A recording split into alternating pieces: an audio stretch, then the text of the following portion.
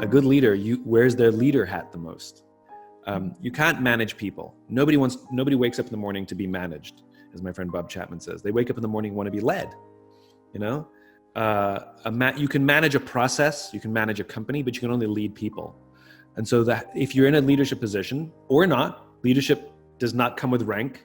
Leadership is the responsibility to take care of those around us. And we can lead from the bottom. We can lead from the middle. We can lead from anywhere. So somebody who wants to be a leader, who chooses to be a leader, wears their leadership hat every day, even if they have things to do.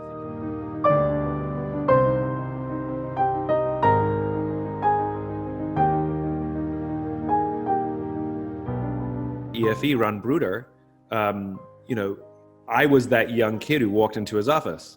We were introduced to each other, and he was considerably older than me and more successful than me and more experienced than me. And we were introduced many, many, many years ago. And we had a wonderful time. We had a great conversation. And that was it. I left his office. And I needed some advice at some point in my career.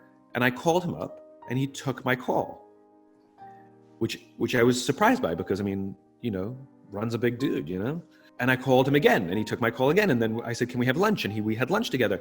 And I realized, oh my goodness, I have a mentor. And I remember I was leaving his house one day, and I put my arm around him and I was saying goodbye. And it was the first time I ever used the M word. And I said to him, "I love that you're my mentor." Wow. And he said something that I did not expect. He said, "And I love that you're mine." Why do you support education for employment? And what do you find inspiring about our mission? Yeah. So when I learned about EFE from Ron, of course, I wanted to know how it happened, how it came up with it. And where you have unemployment and where you have disillusionment, there is discontent.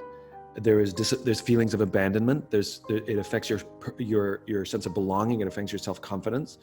And so Ron recognized that we can bring world peace if we can help young people find jobs, because it gives them pride, it gives them security, it gives them confidence, it gives them the ability to say no, and it produces a whole bunch of positive effects. And I was so inspired that fundamentally his desire was world peace. And I love how he set up the organization. Even though it was his idea, it's entirely run by people inside the local communities in the region. It's not run from America.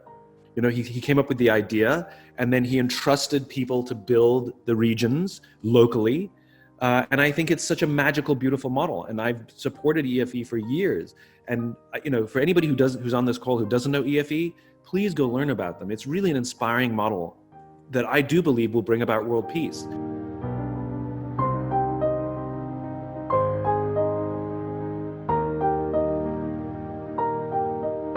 Then the only thing we can do is be the leaders we wish we had.